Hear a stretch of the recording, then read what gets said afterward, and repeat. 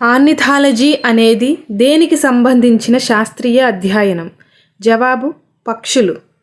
మానవ శరీరంలో అతిపెద్ద అవయవం ఏది? జవాబు: కాలేయం.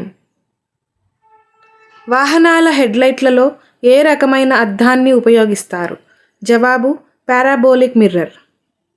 భారతదేశంలోని ఏ రాష్ట్రాన్ని రైస్ బౌల్ అని పిలుస్తారు? జవాబు: ఆంధ్రప్రదేశ్. జనపనార ఉత్పత్తిలో అత్యధికంగా లభించే రాష్ట్రం ఏది? జవాబు: పశ్చిమ బెంగాల్. భారతదేశ మొదట ప్రధాన ఎన్నికల కమిషనర్ ఎవరు? జవాబు: సుకుమార్ సేన్. సుప్రీంకోర్టు న్యాయమూర్తి పదవి విరమణ వయస్సు ఎంత? జవాబు: 65 సంవత్సరాలు. మహాత్మా గాంధీ రాజకీయ గురువు ఎవరు? జవాబు: గోపాలకృష్ణ గోఖలే. రక్తం గడ్డకట్టడానికి ఏ విటమిన్ అవసరం? జవాబు: విటమిన్ కే.